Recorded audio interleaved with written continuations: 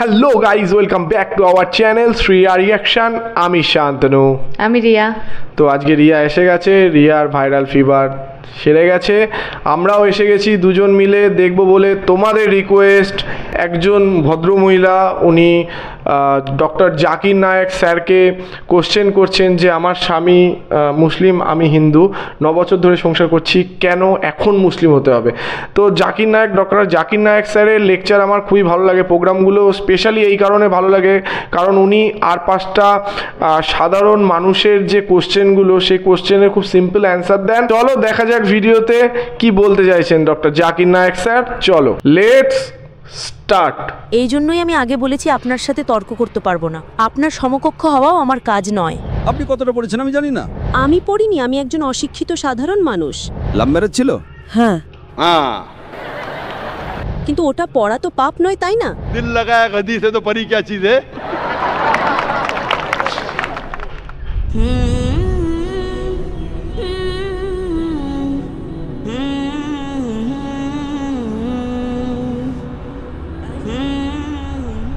আমার নাম স্বপ্না, আমি হিন্দু পরিবার থেকে, আমার স্বামী মুসলমান হামিদ কুরেশি। আমি এই প্রশ্নটা করছি যে পূর্বপুরুষদের সময় থেকেই হিন্দু মুসলমান জাত ভেদাভেদ চলছে, তো আপনি বলেন যে হিন্দু মুসলিম আলাদা আলাদা নয়, এরা সব এক। আমি মানি, কিন্তু ব্যাপারটা হলো যখন কোনো হিন্দু বাচ্চা হয় তখন তাকে হিন্দু রীতিতে বরণ করা হয়, মুসলিম বাচ্চা হয় মুসলিম রীতিতে বরণ করা হয়, যেমন তার কানে আজান দেওয়া হয়। আর যখন হিন্দু বাচ্চা হয় তার নাম কৃষ্ণ বা রাম নাম রাখা হয়। যাকে যেরকম শিক্ষা দেওয়া হয় সে সেরকমই শিক্ষা পায়। যেমন আমাদের শেখানো হয়েছে ছোটবেলা থেকে ভগবানকে মানতে, আমরা ভগবানকে মানি। আমরা মুসলমান ধর্মকেও মানি, এমন নয় যে মানি না। আমাকে যেরকম শিক্ষা দেওয়া হয়েছে সেই শিক্ষাকেই আমি মানি। কিন্তু আপনি বলেন যে মুসলিম সঠিক আর হিন্দু ভুল, এমনটা কিভাবে বলতে পারেন? পূর্বপুরুষরা এত বড় মানুষ ছিলেন, তারা অনেক কিছু জানতেন। আমি আপনার সাথে তর্ক করতে পারবো না কারণ আপনি অনেক কিছু জানেন আর আমি কিছুই জানি না। আমাদের বাবা দাদারা এসব দেখে এসেছেন এবং আমরাও দেখেছি যে আমরা গুরুজন, তাদের আমি সম্মান করি। তিনি আমার সাথে তর্ক করতে চান না, আমিও আপনার সাথে তর্ক করতে চাই না। করতে পারবো না কারণ আমার অত শিক্ষা নেই, অতটা বলতে পারবো না, তাই না? বোনের প্রশ্ন হলো যে আমি বলি হিন্দু মুসলিম এক, কিন্তু যে হিন্দু পরিবারে জন্মায় তাকে হিন্দু শিক্ষা দেওয়া হয়, যে মুসলিম পরিবারে জন্মায় তাকে মুসলিম শিক্ষা দেওয়া হয়। তাহলে এটা কিভাবে বলা যায় যে মুসলিম সঠিক আর হিন্দু ভুল? এটা কি বোন আপনি বলছেন আপনার শিক্ষা কম? আমি আপনাকে জিজ্ঞেস করতে চাই 2 যোগ 2 কত হয়? 2 আর 2 কত হয়? 2 আর 2 কত হয়? 2 আর 2 কত হয়? 4 হয়। মাশাআল্লাহ। তাহলে বলবেন না যে আপনার শিক্ষা নেই। যদি গ্রাম থেকে কোনো মেয়ে এসে বলে আর বলে যে আমার বাবা আমাকে শিখিয়েছেন 2 যোগ 2 5 হয়, তাহলে আপনি কি বলবেন তাকে? 4 হবে, 5 কিভাবে হবে? 4 হবে, 5 কিভাবে হবে? তোমার বাবা অঙ্ক জানতেন না। সে যদি বলে না আমার বাবাই শিখিয়েছেন, আপনি কি তাকে বলবেন আচ্ছা ঠিক আছে 2 যোগ 2 4ও হয় আবার 5ও হয়? এটা বলা ভুল। দুটোর মধ্যে অনুসন্ধান করতে হবে কোনটা সঠিক, সেটার উপরে আমল করি। না না, আমি কি চাই হিন্দুও সঠিক মুসলিমও সঠিক, 2 যোগ 2 4ও সঠিক, 2 যোগ 2 5ও সঠিক। আপনি তো মাশাআল্লাহ অনেক জ্ঞানী, আপনি জানেন 2 যোগ 2 4 হয়। কত লোকেরা জানে না 2 যোগ 2 4, তারা বলে 5 হবে। যেহেতু খোদা আপনাকে জ্ঞান দিয়েছেন, বুদ্ধি দিয়েছেন, আপনার দায়িত্ব হলো তাকে বলবেন বোন 2 যোগ 2 5 নয়, 2 যোগ 2 4 হয়। তখন সে হয়তো বলবে আচ্ছা আচ্ছা দুটোই ঠিক। আপনি বলবেন না দুটো ঠিক নয়, 2 যোগ 2 4ই হয়, 5 ভুল।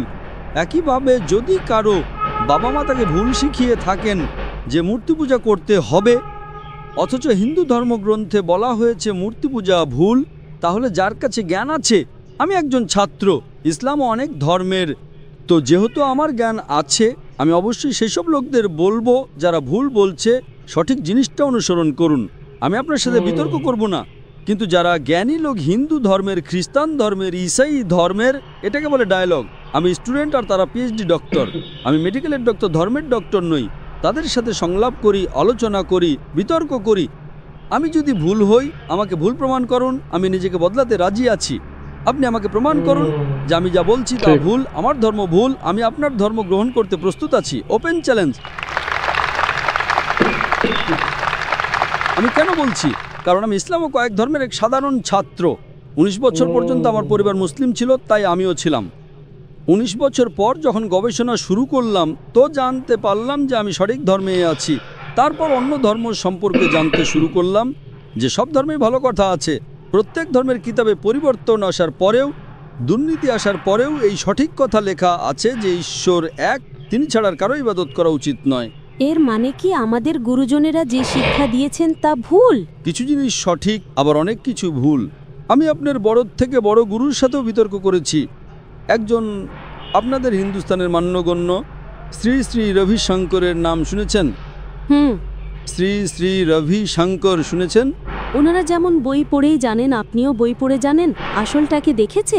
একদম ঠিক। তিনি বলেন 4 বছর থেকে আমি ভাগবত গীতা মুখস্থ জানি, কিন্তু বিতর্কে ভাগবত গীতা একটা তথ্যসূত্র দেননি। এমনটা নয়, ঈশ্বর এভাবে আসেন না।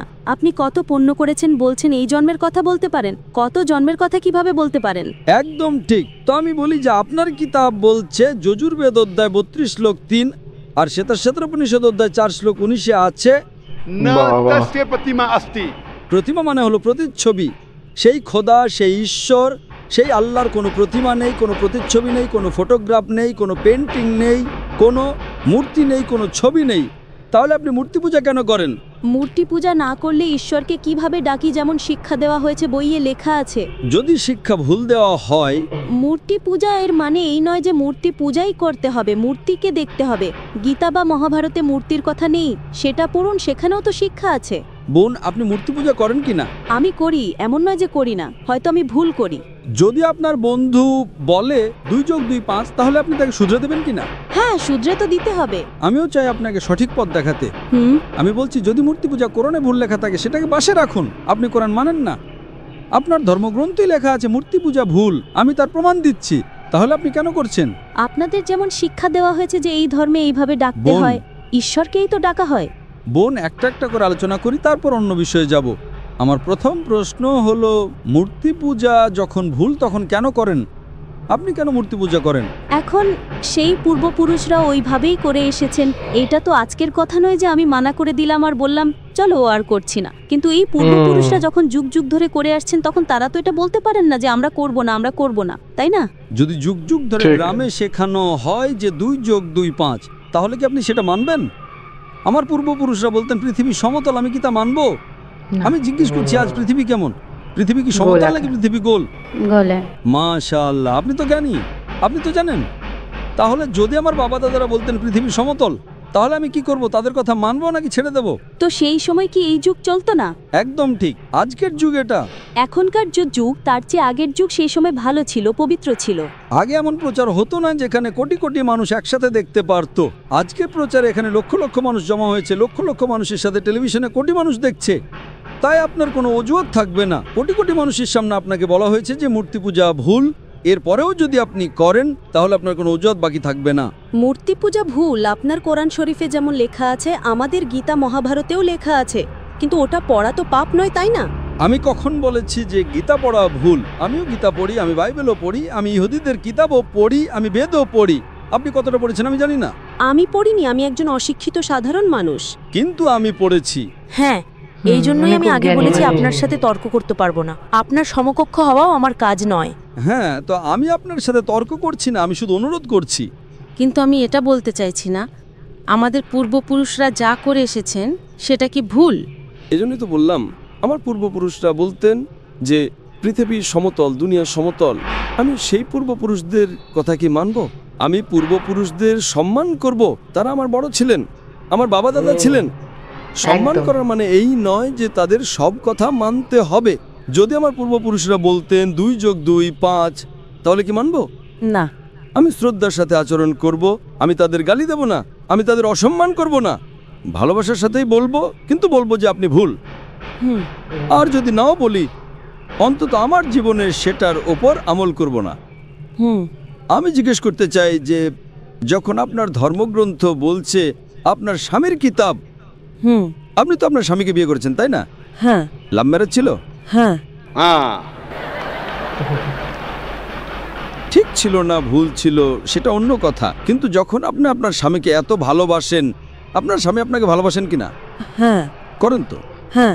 আমি আমার স্ত্রীকে খুব ভালোবাসি, আমি আমার স্ত্রীকে সবচেয়ে বেশি ভালোবাসি। আপনার স্বামী আপনাকে ভালোবাসেন, তিনি কি চান না যে আপনি জান্নাতে যান? না। আপনি কি চান যে আপনার স্বামী জান্নাতে যাক? যাক কি না? হ্যাঁ।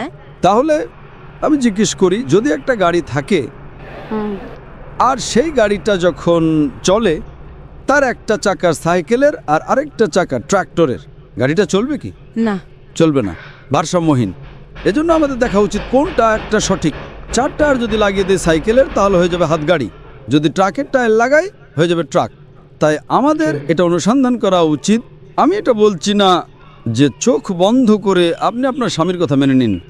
শিক্ষিত হওয়া জরুরি নয়, কিন্তু বুদ্ধিমান প্রজ্ঞাবান হওয়া জরুরি। আমাদের শেষ নবী মুহাম্মদ সাল্লাল্লাহু আলাইহি ওয়াসাল্লাম তিনিও নিরক্ষর ছিলেন, কিন্তু সবচেয়ে জ্ঞানী ছিলেন। তো আমি আপনাকে জিজ্ঞেস করছি, যখন স্পষ্টভাবে আপনার বইয়ে হিন্দু ধর্মগ্রন্থে এবং কোরআনে লেখা আছে, তখন আপনার পূর্বপুরুষরা যদি ভুল কথা বলতেন, তাহলে কি আপনার সেই ভুল জিনিসের ওপর আমল করা জরুরি? না। তাহলে আপনি কেন মূর্তি পূজা ছাড়েন না? আপনি বলেন আপনি আপনার স্বামীকে ভালোবাসেন, ভালোবাসেন কিনা সেটা একটা প্রশ্নচিহ্ন, এটা বাহ্যিক ভালোবাসা। সত্যিকারের ভালোবাসা হলে আমি চাইবো যে এই দুনিয়াতেও এবং আখেরাতেও আমার স্ত্রী আমার সাথে থাকুক।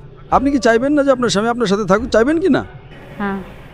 তাহলে আপনি কি এটা অনুসন্ধান করবেন না যে কে সঠিক, আপনার স্বামী নাকি আপনি?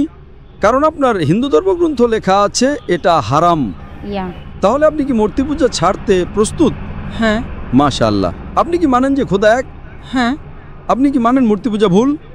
হ্যাঁ, ভুল। আপনি কি মানেন যে মুহাম্মদ সাল্লাল্লাহু আলাইহি ওয়াসাল্লাম শেষ নবী? হ্যাঁ হ্যাঁ। মাশাআল্লাহ। এর মানে আপনি মুসলিম? হ্যাঁ হ্যাঁ।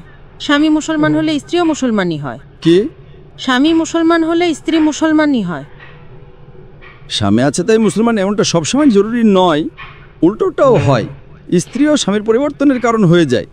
কারণ একটা প্রবাদ আছে, আমি বলবো সঠিক নাকি ভুল। दिल लगाया गद्दी से तो परी क्या चीज है। তো ভালোবাসা অন্ধও হয়। আমার উর্দু অতটা ভালো নয়, সব কবিতা পাবলিকের জন্য নয়। তো আমি বলতে চাই, আপনি তো বিয়ে করেছেন, ভালোবেসেছেন, কিন্তু বাস্তবে আপনি যদি মূর্তি পূজা ছাড়তে প্রস্তুত থাকেন, এক খোদাকে মানতে প্রস্তুত থাকেন এবং এটা মানতে প্রস্তুত থাকেন যে মুহাম্মদ সাল্লাল্লাহু আলাইহি ওয়াসাল্লাম শেষ নবী, তাহলে আপনি নিজেকে মুসলিম বলতে পারেন। হ্যাঁ, আমি তো মুসলমানই। মাশাআল্লাহ। তাহলে আপনি মানেন যে খোদা এক? হ্যাঁ। আপনি মানেন মূর্তি পূজা ভুল? হ্যাঁ, ভুল। আপনি মানেন যে মুহাম্মদ সাল্লাল্লাহু আলাইহি ওয়াসাল্লাম শেষ নবী? হ্যাঁ। মাশাআল্লাহ। আপনাকে কেউ জোর করছে ইসলাম গ্রহণ করার জন্য? না না, আমাকে কখনো কেউ জোর করেনি। কত বছর আগে আপনার বিয়ে হয়েছে? এখন 8-9 বছর হয়ে গেছে। 9 বছর হয়ে গেছে। আপনার স্বামী জোর করেননি। ঠিক করেছেন না ভুল করেছেন সেটা পরে আলোচনা করা যাবে, কিন্তু আজকে আপনি নিজের মন থেকে ইসলাম গ্রহণ করতে চান। হ্যাঁ। আপনার উপর কোনো চাপ নেই? না। আপনি মন থেকে করতে চান? হ্যাঁ। ইনশাআল্লাহ। আমি আরবিতে বলবো আর আপনি তা পুনরাবৃত্তি করবেন। अशहदु अशहदु अल्लाह अल्लाह इलाहा इलाहा इल्लल्लाह इल्लल्लाह व अशहदु व अशहदु अन्ना अन्ना मुहम्मदन मुहम्मदन अब्दुहु अब्दुहु व रसूलुहु। वरफुलु মাশাআল্লাহ। माशाअल्लाह। আপনি মুসলমান হয়ে গেছেন, আপনি 9 বছর পর মুসলমান হয়ে গেছেন। আমি অনুরোধ করব যে আপনি ইসলামের জ্ঞান অর্জন করেন, কোরআন অনুবাদের সাথে পড়েন আর সেটার উপর আমল করেন। আপনার এই শাহাদাত আমার গতকালের বয়ানকে সম্পূর্ণ করেছে। আমি বলেছিলাম জ্ঞান 2 পৃথিবীর জন্য। সেই জ্ঞান আপনি পিএইচডি করেন, টিচার হন, প্রফেসর হন, কিন্তু আপনার রবের দিকে নিয়ে আসবে না, আপনার সৃষ্টিকর্তার দিকে নিয়ে আসবে না। সেই জ্ঞান দিয়ে কী লাভ? আপনি সেই প্রফেসরের থেকেও উত্তম যার জ্ঞান তার রবের দিকে নিয়ে আসছে না। আমি আপনাকে ধন্যবাদ জানাই আর আল্লাহর কাছে দোয়া করি আপনাকে এই দুনিয়ার আখিরাতে ইনশাআল্লাহ জান্নাত দিক। খুব সত্যি অসাধারণ একটা ভিডিও দেখলাম ডক্টর জাকির নায়েক স্যারের। অ্যাকচুয়ালি ডক্টর জাকির নায়েক স্যারের না এই জিনিসটা আমার বেশি ভালো লাগে যে উনি কখনোই মানে বলেন না যে আমি সব জানি। উনি সবসময় বলেন যে আমিও স্টুডেন্ট, মানে আমিও ছাত্র, ঠিক আছে, মানে ধর্মের ছাত্র। যে সব ধর্ম, পৃথিবীতে যত রকম ধর্ম আছে সব ধর্ম আমি পড়ি এবং সব ধর্মের যে সত্য জ্ঞানটা রয়েছে সেটা উদ্ঘাটনের চেষ্টা করি। সেখানে যদি বলে যে মুসলিম ধর্ম ভুল, তাহলে তুমি প্রমাণ করে দেখো, আমি সেই ধর্মেই কনভার্ট হয়ে যাবো বা সেই ধর্মেই চলে যাব। তো ডক্টর জাকির নায়েক স্যারের না এই যে পার্টিকুলার এই বয়ানটা আমার খুব ভালো লাগে যে ওনার মনে কোনো অহংকার নেই। এবং সত্যি কথা, ধর্ম এটাই শেখায় যে তুমি সবার আগে মানুষ, তোমার জ্ঞান আছে, যে জ্ঞানী মানুষ হবে না সে কখনো অহংকার করবে না। অহংকার যে করে সে হচ্ছে মূর্খতার প্রমাণ দেয় যে হ্যাঁ আমি সব জানি বা আমি সব কিছু বুঝি। সত্যি কথা, মানে এই জিনিসটা স্যালুট স্যারকে, আমার এই জন্য এত ভালো লাগে স্যারকে। আর যদি বলি ওনার যে ধর্ম, যে মুসলিম ধর্ম এবং হিন্দু ধর্মের যে কনসেপ্টটা বললেন, সত্যি এর আগে আমার জানা ছিল না যে উনি যেটা বললেন যে আমাদের গীতায় লেখা আছে যে অ্যাকচুয়ালি মূর্তি পূজা, আমাদের গীতাতেও বলছে, লেখা রয়েছে মূর্তি পূজা ঠিক নয়। তো আমি জানতাম না, এবং আমি সত্যি দেখবো অ্যান্ড রিভিউ দেখবো যে অ্যাকচুয়ালি আমাদের গীতাতে লেখা আছে কি না যে মূর্তি পূজা অ্যাকচুয়ালি ইল্লিগাল। তো ভালো লাগলো ভিডিওটা, সত্যি অসাধারণ লাগলো ভিডিওটা। আর সত্যি কথা বলতে আমি আগেই বললাম যে উনি খুব সহজ সরল ভাষায় ওই যে বললেন 2 + 2 4, মানে একটা খুব সরল কনসেপ্ট করে ফার্স্টে বোঝালেন যে কেউ যদি ভুলটাকে মানে অনেক বছর ধরে ভুল পড়ে সেটাকে ঠিক হয়ে যায়, হয় না, ঠিকটা অলওয়েজ ঠিকই থাকে। তো অবশেষে আমরা দেখলাম উনিও কনভিন্সড হয়ে গেলেন এবং ইসলাম ধর্ম গ্রহণ করলেন। তো উনি বললেন যে ওনার উপর কোনো জোর নেই, উনি নিজের মানে ইচ্ছায় স্বইচ্ছাই ইসলাম ধর্ম কবুল করলেন। তো ভিডিওটা শেষ অবধি তো ভীষণ ভালো লাগলো। আমি পুরো একভাবে শুনেছি কীভাবে যুক্তিতর্ক বিতর্ক দিয়ে উনি সেটাকে তুলে ধরেন ইসলাম ধর্মটাকে। তো আমার ভীষণ ভালো লেগেছে। তো অল ওভার ভিডিওটা আমাদের অসাধারণ লেগেছে। তোমাদের ভিডিওটা কেমন লেগেছে অবশ্যই কমেন্ট বক্সে জানাতে ভুলবে না। আর আমাদের ভিডিও যদি ভালো লেগে থাকে তাহলে লাইক করে দেবে, শেয়ার করে দেবে এবং আমাদের চ্যানেলটি সাবস্ক্রাইব করে দিয়ে আমাদের পাশে থাকবে, যাতে এরকম নতুন নতুন ভিডিও আমরা তোমাদের জন্য আরও আনতে পারি। তো দেখা হচ্ছে তোমাদের সাথে নেক্সট ভিডিওতে। Thank you.